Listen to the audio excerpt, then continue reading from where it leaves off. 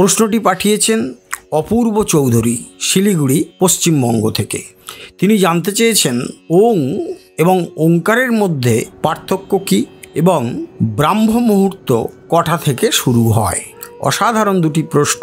এই প্রশ্ন নিয়ে আমরা আজকের আলোচনা করব। প্রথমেই বলি, ওং এবং ওঙ্কার এদের মধ্যে পার্থক্য তেমনভাবে নেই আধ্যাত্মিকগত দিক থেকে, কিন্তু উচ্চারণগত দিক থেকে পার্থক্য রয়েই গিয়েছে। যেমন ওং, এটা এক ধরনের বিশেষ উচ্চারণ, কিন্তু যখন আমরা ওঙ্কার শব্দটি উচ্চারণ করছি তখন উচ্চারণগত একটা পার্থক্য থেকেই যাচ্ছে। যেমন হস্যই কার, দীর্ঘই কার, একার, ওকার আমরা বলি, তো এগুলো উচ্চারণের সুবিধার্থে আমরা বলি। যেমন ওঙ্কার মানে ওঙের যে আকার সেটি ধ্যান করতে সাহায্য করে, কিন্তু জপের সময় শুধু ও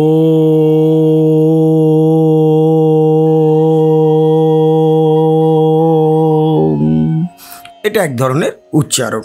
তো এই হলো মূলত ওং এবং ওঙ্কারের মধ্যে উচ্চারণ ভিত্তিক পার্থক্য।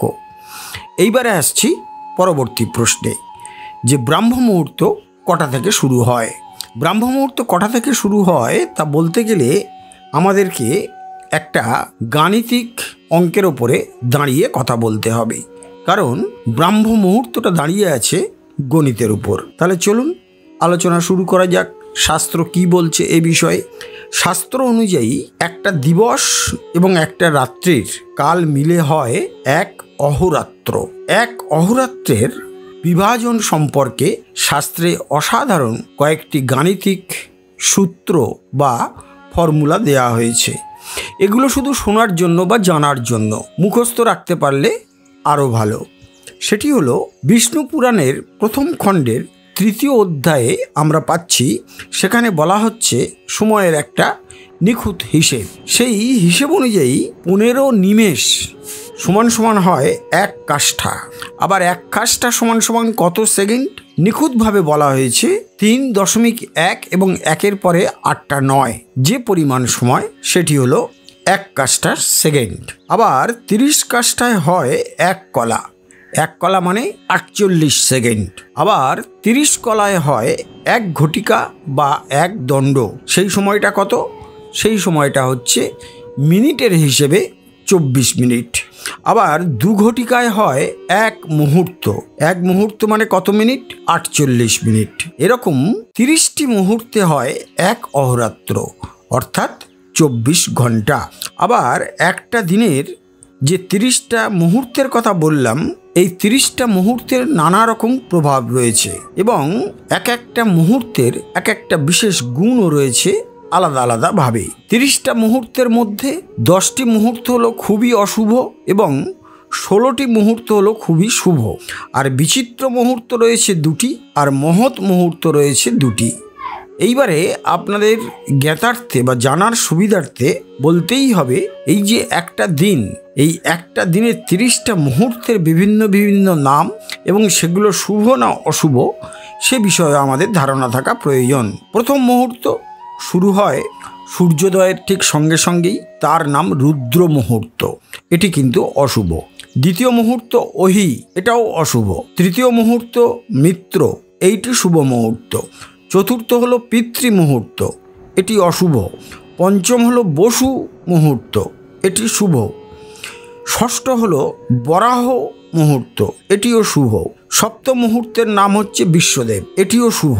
অষ্টম মুহূর্তের নাম বিধি, এটিও শুভ, কিন্তু সোমবার এবং শুক্রবার ছাড়া। নবম মুহূর্তের নাম শতমুখী, এটি অত্যন্ত শুভ ফলদায়ক। দশম মুহূর্তের নাম পুরোহুত, এটা কিন্তু অশুভ মুহূর্ত। 11 নম্বর মুহূর্তকে বলা হচ্ছে বাহিনী মুহূর্ত, এটা অশুভ। 12 নম্বর মুহূর্তের নাম নক্তন, এটিও অশুভ। 13 নম্বর মুহূর্তের নাম বরুণ, এটি শুভ। 14 নম্বর মুহূর্তকে বলা হচ্ছে অজর্মা মুহূর্ত, এটা অত্যন্ত শুভ এবং ফলদায়ক, কিন্তু রবিবার বাদে। 15 নম্বর মুহূর্ত হচ্ছে ভগ, এটি অশুভ।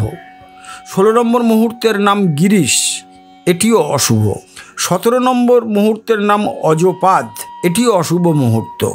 18 নম্বর মুহূর্ত হচ্ছে অহির বুধনা, এটি শুভ মুহূর্ত। 19 নম্বর মুহূর্তের নাম পুষ্য, এটি শুভ মুহূর্ত। 20 নম্বর মুহূর্তকে বলা হচ্ছে অশ্বিনী, এটি শুভ মুহূর্ত। 21 নম্বর যে মুহূর্ত তাকে বলা হচ্ছে যম, এটি অশুভ মুহূর্ত। 22 নম্বর যে মুহূর্ত তার নাম অগ্নি, এটি শুভ। 23 নম্বর মুহূর্তের নাম বিদ্ধাত্রী, এটি শুভ মুহূর্ত। 24 নম্বর মুহূর্তের নাম কণ্ড, এটি শুভ মুহূর্ত। 25 নম্বর মুহূর্তের নাম অদিতি, এটি শুভ মুহূর্ত।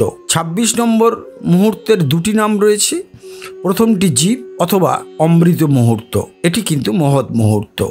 27 নম্বর মুহূর্তের নাম বিষ্ণু, এটি শুভ মুহূর্ত। 28 নম্বর মুহূর্তের নাম উঠে একজনের মানুষের অবশ্যই ঈশ্বর চিন্তা, বেদপাঠ ইত্যাদি কর্ম করা উচিত। এই মুহূর্তে মানুষ তার দৈহিক অস্থিরতা কাটাতে সক্ষম। এই মুহূর্তটি সর্বকাজে বিশেষভাবে লাভদায়ী। ঘুম থেকে উঠে কি করতে হবে? এই সময়ে ঘুম থেকে উঠে মানুষের প্রয়োজনীয় কাজ যেমন মলমূত্র ত্যাগ ইত্যাদির পর শৌচবিধি, শৌচকর্মাদি করে ঈশ্বরের বন্দনা, গুণগান, জপ ইত্যাদি করতে হবে। বিশেষত গায়ত্রী জপ অথবা গুরুমন্ত্র প্রদত্ত বীজ, এইটা এই মুহূর্তে করতে হবে, এমন কথা বলা হচ্ছে মনুস্মৃতিতে। প্রচলিত যে মত রয়েছে যে ব্রাহ্ম মুহূর্তের শুভ ভাব এত বেশি যা তা পরের শেষ যে মুহূর্ত, সমুদ্র মুহূর্ত, সেই পর্যন্ত তার রেস থাকে। সেই অনুযায়ী ব্রাহ্ম মুহূর্তের স্থিতিকাল 2 মুহূর্ত, অর্থাৎ 1 ঘন্টা 36 মিনিট। আর এটা শেষ হয়ে যায় উষা লগ্নে। উষা লগ্নেই আবার সূর্যোদয় হয়। এটা প্রতিদিন সূর্যোদয়ের ওপরে নির্ভর করে আগে পরে হতে পারে, অর্থাৎ এগিয়ে আসতে পারে অথবা পিছিয়ে আসতে পারে। এবার প্রশ্ন হলো যে ব্রাহ্ম মুহূর্ত কিভাবে ঠিক করবেন, নিরূপণ করবেন? তার জন্য আমাদের লাগবে পঞ্জিকা। পঞ্জিকাতে প্রতিদিনই সূর্যোদয়ের নির্দিষ্ট সময় দেয়া থাকে। একটা উদাহরণ দিয়ে আপনাদেরকে ব্যাপারটা বুঝিয়ে দিচ্ছি। ধরুন পঞ্জিকাতে উল্লেখ আছে যে আজ সকাল 6টায় সূর্যোদয় হবে, তাহলে ব্রাহ্ম মুহূর্ত কখন শুরু হবে?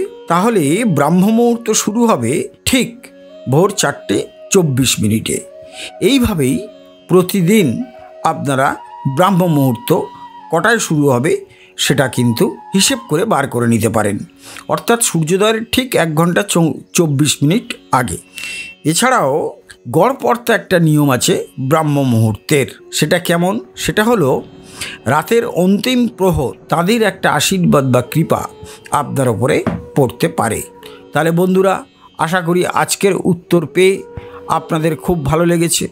আর ভালো লেগে থাকলে প্রতিদিন যেভাবে আপনারা প্রচুর পরিমাণে শেয়ার করছেন, লাইক করছেন এবং সুন্দর সুন্দর কমেন্টস ও তার সঙ্গে সঙ্গে মহামূল্যবান প্রশ্ন পাঠাচ্ছেন, সেগুলি করবেন। সকলে খুব ভালো থাকুন, আনন্দে থাকুন। আরেকটি অনুরোধ রাখছি, যারা এখনও আমাদের এই চ্যানেলটি সাবস্ক্রাইব করেননি বা করে উঠতে পারেননি, তারা অবশ্যই আমাদের চ্যানেলটি সাবস্ক্রাইব করে আমাদের পাশে থাকবেন। সকলে খুব ভালো থাকুন, আনন্দে থাকুন। আজকের মতো বিদায় নিচ্ছি, আবার আগামীকাল কথা হবে। নমস্কার, ধন্যবাদ।